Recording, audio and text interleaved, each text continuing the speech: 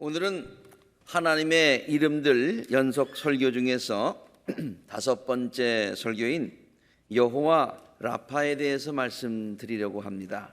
여호와 라파 말씀 들어보셨지요? 네. 히브리 말로 라파는 의사라고 하는 뜻입니다. 그러므로 여호와 라파라는 말은 하나님이 의사시다, 하나님이 치료자가 되신다 라는 그런 뜻이지요. 영어 성경에는 I'm the Lord who heals you, 나는 너를 치료하는 주다 라는 말로 기록하고 있습니다. 라파라는 말이 치료한다는 뜻이 있기 때문에 실제로 많은 병원이나 진료소들이 그 이름을 사용하고 있는 것을 찾아볼 수가 있었어요. 라파, 그래서 라파 클리닉이라는 데도 있고요. 그 옆에 있는 거는 여러분 잘 안 보이시겠습니다만은 라파 알코올 앤 드럭 트리트먼트 센터입니다. 이렇게 알코올릭, 그다음에 약물 중독된 사람들 치료하는 그런 것도 알파 센터가 있고요. 그리고 라파 미니스트리라고 그래서 힐링 포 더 헐팅, 상처받은 사람들 마음의 상처, 몸의 상처 고치는 곳 같아요. 그것뿐만이 아니라 라파 카운셀링 센터도 있는데요. 이렇게 그 카운셀링을 해서 심리 치료를 하는 것 같습니다. 그리고 또 라파 헬스 앤 웰네스 그런 것도 있고요. 한국에는 없는가 보니까 왜 없겠어요? 여러 개 있는데 그 중에서 하나를 소개하면 라파 요양병원이라고, 이게 라파라는 말을 써서 고치는 그런 진료소 이름이 많이 있더라고요. 이걸 왜 보여드렸냐면은 라파라는 말이 고친다는 말이다라는 것을 좀 더 명확하게 알려드리기 위해서 보여드렸어요. 우리는 그동안 하나님의 여러 가지 이름들을 살펴보았지요. 그런데 그 이름들은 모두 다 하나님의 백성들이 하나님께서 행하신 놀라운 일들을 경험하고 깨닫고, 그래서 하나님은 이런 분이시구나 라고 고백하는 그런 이름들이었어요. 하나님께서 전쟁을 승리하게 해주신 것을 경험했어요. 질 수밖에 없었는데 우리가 하나님의 도우심으로 이겼어요. 하나님이 싸우셨어요. 그래서 여호와 니시라고 백성들이 고백한 거예요. 하나님이 내가 여호와 니시다가 아니라 백성들이 여호와 니시라고 그랬어요. 그리고 하나님께서 모든 것을 예비하여 주셨음을 저들이 깨닫고 경험하고, 정말 하나님이 준비하여 주셨구나, 하나님이 앞으로도 준비하여 주실 것이구나 라고 하나님이 내가 여호와 이레라고 그러는 것이 아니라 백성들이 사람이 하나님 여호와 이레라고 그렇게 고백을 하였죠. 에베네셀도 마찬가지예요. 하나님께서 그동안 저들의 삶을 인도하여 주셨음을 깨달았어요. 지금까지 인도하신 분이 하나님이시구나, 앞으로의 나의 삶도 인도하시겠구나, 에베네셀 하나님, 그렇게 고백한 거예요. 그리고 지난 주일에 설교했습니다마는 여호와 샴마라고 하는 것도 정말 고통 중에 있었고 어려운 가운데 있었지만은 그때 하나님이 안 계신 줄 알았는데 지금 생각해 보니까, 깨닫고 보니까 하나님이 거기 계셨구나. The Lord is there, the Lord is now and here and now, 그리고 Lord will be here, 그리고 내 인생의 journey에 하나님이 항상 계실 것이구나 하고서 백성들이 하나님 앞에 고백한 것이 여호와 샴마의 신앙이에요. 이 모든 것들은 그러니까 하나님께서 놀라운 일들을 저들의 삶에 행하신 것을 저들이 느끼고 경험하고서 하나님이 이런 분이시구나, 감사합니다, 찬양합니다, 고백합니다, 믿습니다 라고 한 고백들이지요. 그런데 오늘 소개하고자 하는 여호와 라파라는 이름은 백성들이 경험하고 나서 고백한 것이 아니라 하나님께서 직접 가르쳐 주신 이름이에요. 내가 누구다? 하나님이 직접 말씀하신 거란 얘기예요. 하나님은 백성들에게 당신이 어떤 분이신가를 이 이름을 통해서 가르쳐 주시기를 원하셨던 것이죠. 이름만 가르쳐 주신 것이 아니라 내가 이름대로 너에게 행해 주겠다라고 약속하신 말씀이란 얘기예요. 오늘 본문 26절에 보니까요, 주께서 말씀하십니다. 너희가 주 너희 하나님의 나의 말을 잘 듣고 내가 보기에 옳은 일을 하고 나의 명령에 순종하고 나의 규례를 잘 지키고 그러면 내가 이집트 사람에게 내린 어떤 질병도 너에게 내리지 않을 것인데, 시작. 나는 주 곧 너희를 치료하는 하나님이다. 치료하는 하나님이다. 이것을 우리는 여호와 라파라고 하는 것이에요. 하나님께서 당신의 이름을 가르쳐 주시면서 나는 치료하는 하나님이다. 그리고 내가 치료하는 여호와 라파이듯이 내가 너희를 치료하여 줄 것이다 라고 약속을 하신 것이죠. 이런 관점에서 우리가 성경을 쭉 보니까요, 하나님께서 이 본문 말씀 말고도 내가 너희를 고쳐주겠다, 내가 너희를 치유하겠다라고 약속하시고, 그리고 실제로 고쳐주신 이야기들이 구약에 굉장히 많이 있더라고요. 구약뿐만 아니라 신약에도 많이 있어요. 제가 한번 다 찾아봤습니다. 이번 설교를 준비하면서. 그것만 소개해도 오늘 아마 시간을 오래 설교를 할 수 있을 거예요. 그런데 시간상 몇 가지만 하나님께서 내가 너를 치료하는 하나님이다라고 하는 그 약속의 말씀을 몇 군데서만 한번 여러분과 같이 찾아보려고 합니다. 신명기 32장 39절에 있는 얘기예요. 나 오직 나만이 하나님이다. 나밖에는 다른 신이 없다. 나는 죽이기도 하고 어떻게 해요? 살리기도 한다. 상하게도 하고 어떻게 해요? 낫게도 하신다. 낫게 해주신다. 치료해 주신다 라는 말을 하고 있어요. 또 욥기에서 보니까 하나님은 찌르기도 하시지만 어떻게 해요? 싸매 주시기도 한다. 병원에 가면 이렇게 싸매 주잖아요. 치료하는 것을 우리가 연상할 수 있어요. 상하게도 하시지만 뭐예요? 손수, 친히 낫게도 해주신다. 그 다음에 시편에 있는 말씀은 다윗이 고백합니다. 주 나의 하나님, 내가 주님께 울부짖었습니다. 그랬더니 시작, 주께서 나를 고쳐주셨습니다. 또 시편 41편에 주께서는 어떤 병에 걸리든지 붙들어 주신다. 붙들어 주신다는 말은 붙들어 일으켜 주신다는 말이에요. 그래서 어떤 병상이라도 떨치고 일어날 수 있게 해주신다. 시편 103편의 말씀입니다. 주님은 너의 모든 죄를 용서해 주시고 함께 시작, 모든 병을 고쳐주신다.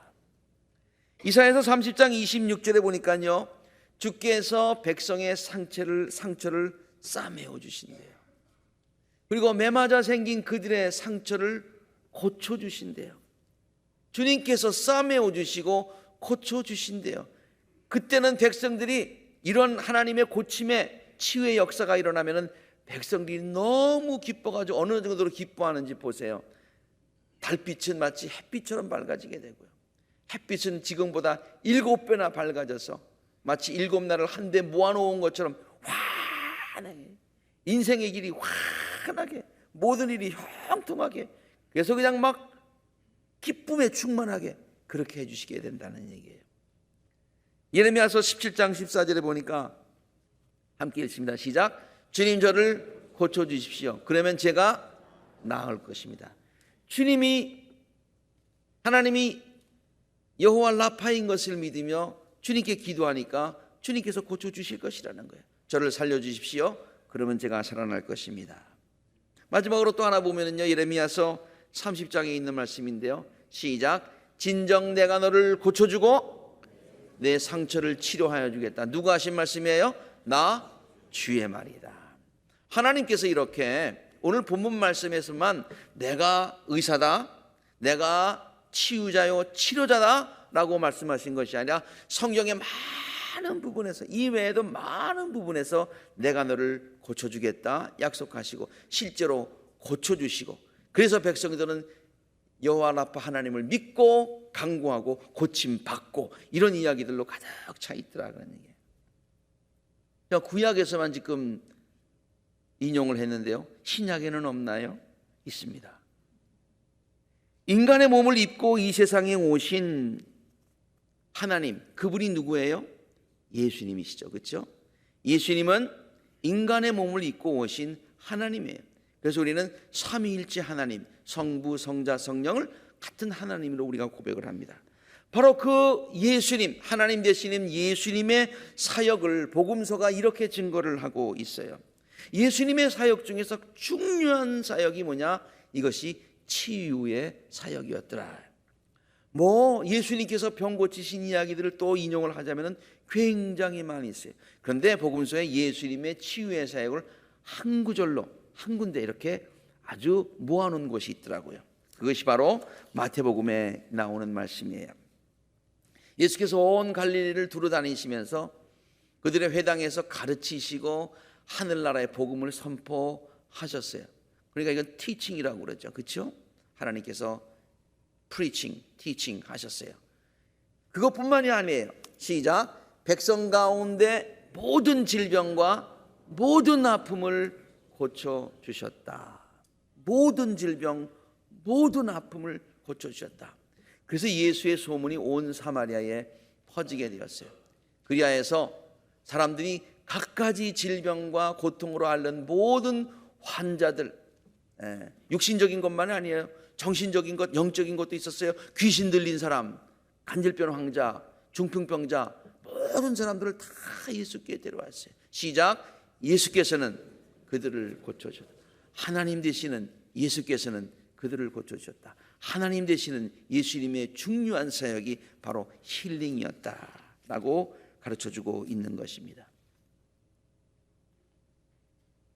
제가 지금 말씀드렸듯이 예수님은, 하나님은, 치유다시는 하나님은 단순히 우리의 육신만을 고쳐주시는 것은 아니에요. 육신만을 고쳐주시는 것이 아니에요. 물론 육신도 고쳐주시지만 성경은요, 하나님의 치료는 전인적 치료이다 라고 하는 것을 강조해서 가르쳐주고 있습니다. 전인적이라고 하는 말은 holistic이라고 하는 말이에요. 전인적 치료, holistic healing이라고 얘기합니다. 이 말은 본래 의학에서 육체와 정신을 하나로 보고 치료하는 것을 얘기하고 있습니다. holistic 치료, 아주 육신의 병만을 치료하는 것 아니에요. 다 정신과 영혼과 다 연관이 되어 있기 때문에 같이 보고서 같이 치료하는 거죠. 그래서 여러분 병원에 가보시면은 메디컬 닥터들도 있지만은 거기에 채플린도 있잖아요. 그다음에 카운셀러도 있잖아요. 그래서 이런 전반적으로 같이 전인적인 치료에 어프로치를 하는 것을 볼 수가 있을 것입니다. 그래서 요새 이 말이 교육에서도 많이 사용되고 있어요. 단순히 아이들을 지식으로만 가르치는 것이 아니라 전부 다 인격을 전부 다 몸과 마음과 육체와 모든 것을 합해서 그것을 전인교육이라고 그렇게 얘기를 하기도 합니다. 성경에서는요, 성경적 의미의 전인적 치료는 인간의 영과 정신, 마음을 얘기하고 있어요. 그리고 육신 모두를 한꺼번에 치료하는 것, 이것을 전인적 치료라고 얘기를 하고 있습니다. 하나님은 인간을 영과 육과 혼, 정신, 마음을 가진 존재로 만드셨기 때문에 인간을 치료하실 때에도 그 한 부분만 치료하시는 것이 아니라 이 전체를 치료해 주시는 분이시다라고 성경이 우리에게 가르치고 있는 것입니다. 그러면요, 우리들은 대부분 하나님이 치료해 주신다 그러면 착각 머릿속에 생각나는 것이 내 아픈 것 빨리 좀 고쳐주시면 좋겠다라고 먼저 생각을 합니다. 틀린 생각은 아니지요. 그러나 하나님이 우리를 이렇게 보셨을 때에 영이 있고 또 정신 마음이 있고 그리고 또 육신을 가진 이 우리를 보시면서 어느 부분에 가장 큰 관심을 가지실까? 성경은요, 하나님께서 관심 가지고 계신 부분이 물론 다른 부분도 다 고쳐주시지만 제일 먼저 고쳐주시기를 원하시는 부분이 바로 이 영혼에 관한 부분이라고 그랬어요. 그래서 우리가 오해하면 안 돼요. 그래서 이런 경우도 있어요. 하나님께서 우리들의 영혼을 치료하시기 위해서 때때로 육신을 어렵게 잠시 두실 때도 있다 그런 거예요. 이렇게 하나님이 우리의 영혼에 가장 큰 관심을 갖고 계신 이유가 뭐냐? 그 이유가 뭐냐면은 우리들의 영이 하나님을 닮은 부분이 우리들의 영이더라. 우리가 뭘 닮았냐면은 하나님을 닮은 존재로, the image of God으로 하나님이 우리를 창조하셨는데 그 하나님이 뭐를 닮았느냐 이게. 우리가 닮은 부분이 바로 하나님의 영적인 부분이다. 그래서 Holy Spirit을 하나님은 Holy Spirit이에요. Holy Spirit. 그때 Spirit은 대문자를 씁니다. 근데 하나님께서 우리 인간을 창조하실 때 어떻게 했느냐? 그 스피릿 되시는 분이 창세기 2장 7절에 보면은 여호와 하나님이 흙으로 사람을 지으시고요. 그리고 영이신 하나님이 그 영을, 그 생기를 코에 불어넣으시니 사람이 생명이 된지라 그랬어요. 생명이라고 하는 것은 영어 성경에 보면 living spirit이라고 얘기하는데 그때 spirit은 대문자를 쓰지 않고 소문자 spirit을 썼더라고요. 그래서 spirit, 대문자신 하나님의 거룩한 영을 닮은 우리 인간이 spirit이 되었기 때문에 하나님께서 우리 인간을 보실 때 당신을 닮으신 그 spirit, 그 영이 잘 되는 것을 이게 큰 관심이 있으시다니요. 그리고요, 사실 하나님께서 우리 인간을 창조하실 때 어떤 원리로 창조하셨냐면 우리의 스피릿이 잘 돼야, 우리의 영이 잘 돼야 범사에 다른 모든 일들이 잘 되게 돼 있어요. 그래서 우리 인간들을 보시면서 가장 먼저 하나님께서 해주시길 원하시는 것이 영적인 회복이다. 왜? 영적으로 강건해야, 영적으로 회복돼야 나머지 모든 일들이 다 잘 되기 때문에. 요한삼서 1장 2절, 요한삼서 1장이라고 할 것도 없지, 한 장밖에 없으니까 요한삼서 그래서 2절이라고도 얘기를 합니다. 거의 이렇게 써 있어요. 사랑하는 자여, 시작. 내 영혼이 잘됨 같이 내가 범사에 잘되고 강건하기를 내가 간구하노라 그랬어요. 내 영혼이 잘됨 같이, 여기 순서가 잘, 창조의 원리 순서가 잘 돼 있어요. 뭐가 첫째 잘 돼야 되느냐? 영혼이 잘 돼요. 그러면 범사에 잘 되고 모든 일에 강건하게 된다. 영혼이 잘 되면 마음이 건강하게 되고, 마음이 건강하게 되면 모든 육신도 건강하게 된다. 그런 얘기죠. 그러므로 하나님께서 우리들의 영혼의 건강에 관심이 많으신다. 그런데요, 우리들이 여기서 꼭 알아야 할 것이 있습니다. 그것은 영적인 병은 굉장히 심각한 것인데 우리들이 평상시엔 잘 느끼지 못한다고 하는 거예요. 아무런 고통을 느끼지 못합니다. 이 마음의 병이 있으면 벌써 얼굴색이 달라져요. 육신의 병이 있으면 벌써 아파요. 불편해요. 그런데 이 영적인 병이라고 하는 것은 잘 느끼지를 못해요. 고통이 없어요. 일상생활을 하는 데는 별로 지장이 없어 보여요. 겉으로 보기에는 노 프라브럼처럼 생각이 됩니다. 그래서 그 병을 방치할 때가 많습니다. 아니, 걸린지도 모르고 살아가는 사람들이 굉장히 많습니다. 그런데 사실 그 병이 가장 크고 무서운 병입니다. 지금은 아무것도 아닌 것처럼 나에게 느껴지지 않지만은 그게 병이 걸리면 결국에 가서는 우리의 정신과 우리 육체뿐만이 아니라 모든 삶이 무너지게 되기 때문입니다. 그러면 목사님 얘기가 나온 김에 그 영적인 병이 이렇게 잘 느껴지지 않고 모른다고 그랬는데 무슨 증상은 없나요? 예, 심텀이 있습니다. 증상이 있습니다. 이 심텀들을 여러분에게 소개합니다. 혹시 이걸 보시고서 내가 그 심텀이 조금 있으면 내가 지금 영적으로 좀 회복돼야 될 부분들이 있구나라고 생각을 하시고 다 망가졌다는 얘기는 아니에요. 네, 어느 부분은 내가 좀 이렇게 회복돼야 될 부분이 있다라고 생각하시고 주님께 그 회복의 기도를 드리시기를 바라요. 죄에 대해서 무감각해진다는 거예요. 죄를 짓고도 죄가 짓는지도 모르는 거예요. 이거보다 더 심한 증상은 죄를 짓고 자랑한다는 얘기예요. 그리고 영적인 기쁨을 상실해요. 예배를 드려도 별로 기쁨이 없고, 찬송을 불려도 별로 기쁨이 없고, 신앙생활에 그런 익사이트한 게 없어요. 하나님의 말씀을 깊이 느끼면서 누리는 짜릿한 영적인 기쁨도 없어요. 예배 자리에 나오기가 참 싫어져요. 억지로 나오는 거예요. 습관적으로 나오는 거예요. 성경 읽기가 싫어져요. 그래서 성경은 하나님의 영적인 음식이라고 한다면 영적 입맛을 상실하게 되고요. 기도하기 싫어져요. 영적 호흡 장애라고 볼 수가 있습니다. 찬양의 기쁨을 느끼지 못합니다. 헌신과 봉사의 삶이 부담스럽게 느껴집니다. 영적으로 나태해져요. 그리고 불평과 불만이 자꾸만 많아지게 되고 입에서 그런 불평과 불만이 나오게 되고요. 성경을 읽을 때마다 하나님의 말씀을 들을 때마다 정말 그럴까? 라고 의심이 점점 생깁니다. 이것을 우리는 신앙생활에 시험이 들었다고 하는 말로 얘기하기도 합니다. 하나님은 우리들의 이러한 영적인 병을 고쳐주시기를 원하시고 고쳐주실 수 있는 분이신 줄로 믿습니다. 다윗도요, 영적으로 침체될 때가 왜 없었겠어요? 그런데 그는 시편 23편의 시를 통해서 자기가 영적으로 침체되어 있을 때에 하나님께서 고쳐주셔서 자기의 영을 솟행케 해주셨다고 다음과 같이 고백을 합니다. 시편 23편, 여러분 이 부분은 그냥 지나가는 말로 외우시는지 모르겠습니다만 저는 이 부분을 얼마나 좋아하는지 몰라요. 내 영혼을 소생시키시고, 내 영혼을 소생시키시고, 자기 이름을 위하여 의의 길로 나를 인도하시는 거야.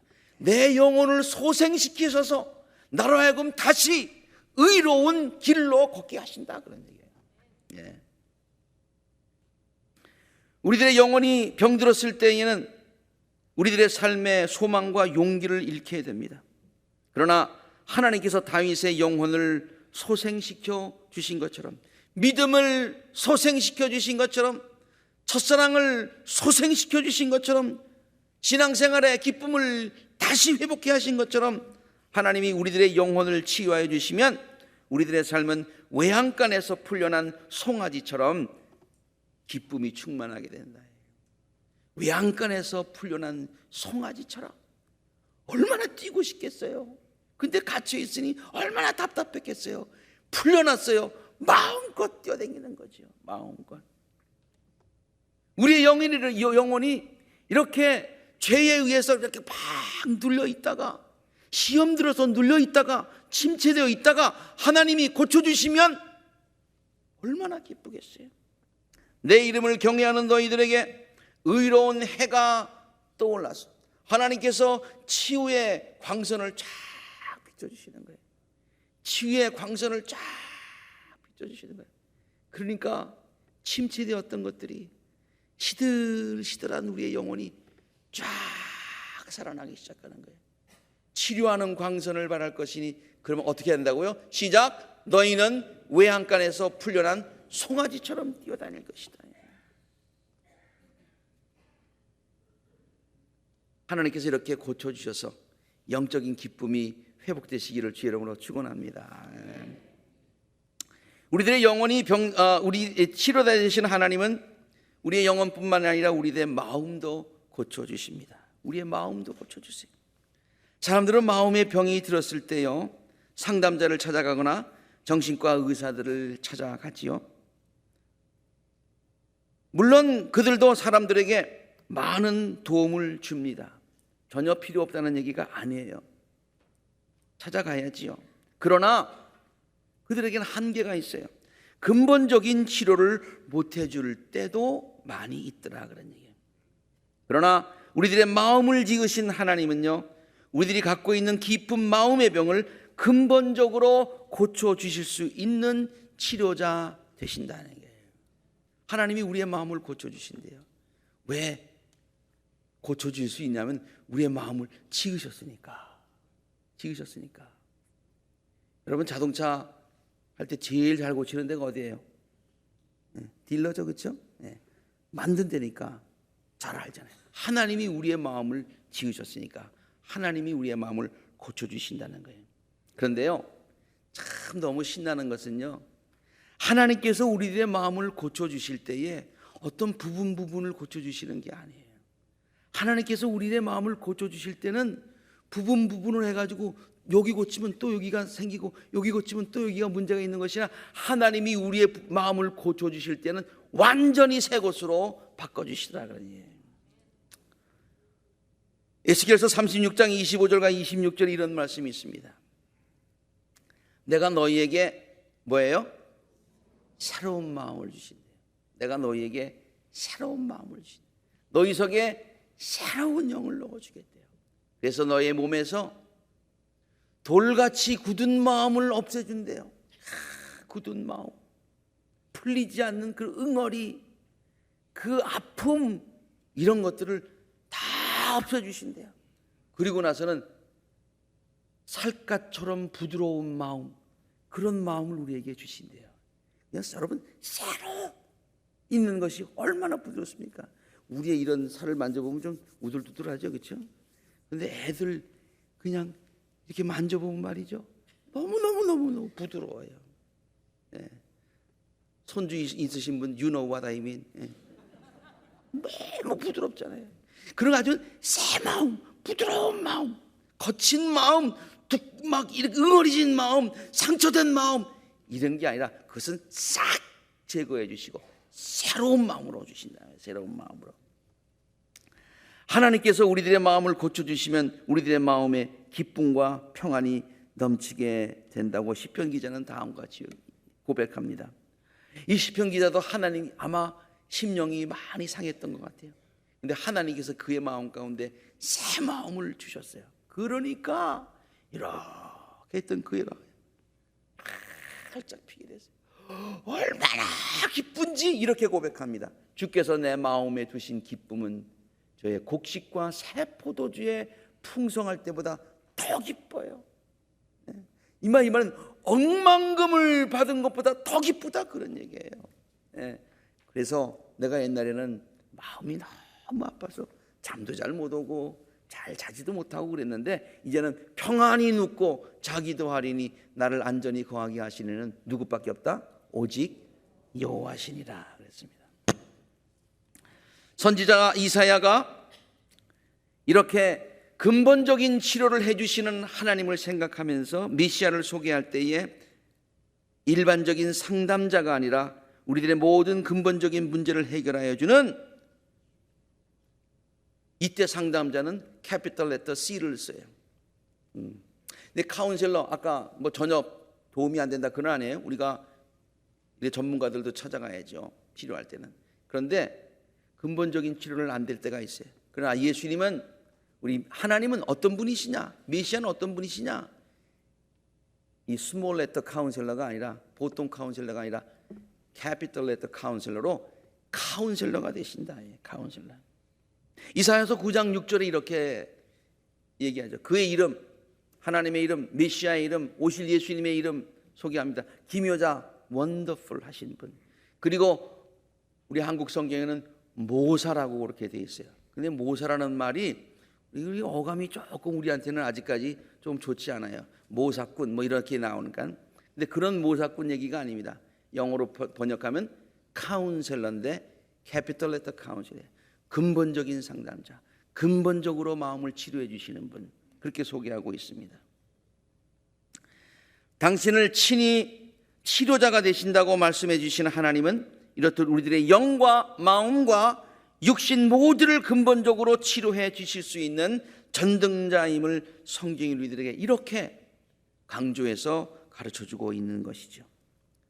사랑하는 아쿨라 재단의 모든 성도 여러분, 영적으로 새힘 얻기를 원하십니까? 영적으로 새힘 얻어야 됩니다. 우리들의 영을 치유하시고 소생케 하시는 참 치유자 하나님께 이 시간 간구하시기를 바랍니다. 주님, 내 영혼을 새롭게 해 주시옵소서. 그러면 침체되었던 우리들의 영혼과 삶의 새 힘이 넘치게 될 줄로 믿습니다. 치유자이신 하나님은 이사야서에 있는 말씀을 빌어서 설명을 드린다면, 치유자이신 하나님은 피곤한 사람들에게는 힘을 주시고 기운을 잃은 사람들에게는 기력을 주시는 분이십니다. 그래서 비록 젊은이들이 피곤하여 지치고 장정들이 맥없이 쓰러져도 오직 주를 소망으로 삼는 사람은 새 힘을 얻어서 독수리가 날개치며 솟아오를 듯 올라갈 것이고 뛰어도 지치지 않고 걸어도 피곤하게 되지 않는 줄로 믿습니다. 또한 마음속의 깊은 곳에 있는 아픔을 치료받기를 원하십니까? 아직도 풀리지 않는 그런 응어리가 있습니까? 한이 있습니까? unresolved issue가 있습니까? 우리들의 마음을 근본적으로 고쳐주실 수 있는 치유자 하나님께 간구하시기를 바랍니다. 그러면 하나님은 우리들 마음속에 있는 깊은 쓴뿌리 모두를 뽑아 주실 것입니다. 그리고 우리들에게 새 마음을 주실 것입니다. 그래서 우리들로 하여금 다음과 같이 외치며 하나님을 기쁘게 찬양하게 하실 것입니다. 누구든지 그리스도 안에 있으면 치유자 그리스도를 믿으니 그가 나에게 새 마음을 주셨구나. 이제는 나는 새로운 피조물이 되었구나.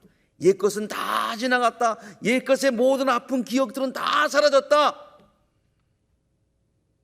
보십시오. 이제 내가 새 사람이 되었습니다. 우리가 입장찬송으로 불렀지요. 91장 슬픈 마음 있는 사람 예수 이름 믿으면, 슬픈 마음 있는 사람 예수 이름 믿으면 어떻게 된다고 그랬어요? 영원토록 변함없는 기쁜 마음 얻겠네. 기쁜 마음을 해요. 예수께 나아가면, 치유다 되시는 예수께 나아가면 모든 것들을 새롭게 하셔서 우리들의 마음 가운데 기쁨을 얻게 된다고 했습니다. 육신의 병도 마찬가지입니다. 히스기야 왕은 죽을 병에 걸렸었으나 하나님께서 치유하여 주시니 그의 생명을 15년 더 연장받았습니다. 광야에서 뱀에 물려 많은 백성들이 죽게 되었으나 그들의 치유자의 상징인 구리로 만든 뱀을 바라볼 때 모두가 고침을 받게 되었다고 성경이 증거하고 있습니다. 또한 야고보서는 우리들에게 다음과 같이 가르치고 있지요. 여러분 가운데 앓는 사람이 있습니까? 그런 사람은 교회 장로들을 부르십시오. 지도자들을 부르라는 얘기예요. 그리고 그 장로들은 주님의 이름으로 그에게 기름 바르고 그를 위해 기도해 주십시오. 시작. 믿음으로 드리는 기도는 앓는 사람을 낫게 할 것이니 주께서 그를 일으켜 주실 것입니다. 그러므로 여러분 서로를 위해서 기도하십시오. 그래서 여러분이 나음을 받게 하십시오. 기도하면, 간구하면 치유다 되신 하나님께서 고쳐주신다는 거예요. 그래서 맨 마지막에 뭐라고 썼어요? 의인이 간절히 비는 기도는 큰 효력을 냅니다. 이 부분에 가서 우리가 실망할 때가 있어요. 나는 의인이 아니구나. 그러므로 그림의 떡이구나 라고 생각할 때가 있어요. 그러나 이때 의인이라고 하는 것은 하나님이 의롭다고 인정해 주셔서 의인이 된 사람을 얘기하고 있습니다. 성도입니다. 우리들인 줄로 믿습니다. 우리들이 주님 앞에 드리는 것은, 다시 말해서 하나님의 은혜로 자녀되는 우리들이 하나님 앞에 드리는 기도는 큰 효력이 있다고 했어요. 주님은 우리들의 부서지고 아픈 상처들을 고쳐주기 위해서 자신의 몸을 부수셨다고 성경이 가르치고 있어요. 주님께서는 우리들을 고쳐주시기 위해서 자신의 몸을 부수셨대요. 그의 몸이 부서짐으로 인해서 부서진 우리들의 영혼과 마음과 육신과 삶이 온전함을 잊게 되었다고 했어요. 그래서 성만찬 할 때 말이죠, 빵을 이렇게 가지고 그냥 나눠주지 않고 꼭 뭐 합니까? 주님께서 우리를 위해서 당신의 몸을 부수셨습니다. 이렇게 당신의 몸을 부수신 것은 우리들의 부서진 삶을 다시 온전하게 만들어주시기 위함입니다. He broke his body to make us whole. 우리를 온전하게 하시기 위해서, 부서진 우리를 다시 온전하게 하기 위해, 치유시키시기 위해서, 고쳐주시기 위해서, 회복시켜주시기 위해서 당신은 몸을 찢으셨다. 이것을 믿는 것이 바로 여호와 라파의 신앙입니다. 이 신앙을 가지고 늘 치유자 되시는 하나님 앞에 겸손하고 간절한 마음으로 나가시는 우리 아쿨라자단의 복된 모든 성도님 되시기를 바랍니다. 당신이 여호와 라파라고 친히 선언하신 하나님은 우리들의 모든 삶을 반드시 치유해 주시고 온전하게 해 주실 줄로 믿습니다. 여호와 라파. 함께 기도하십시다.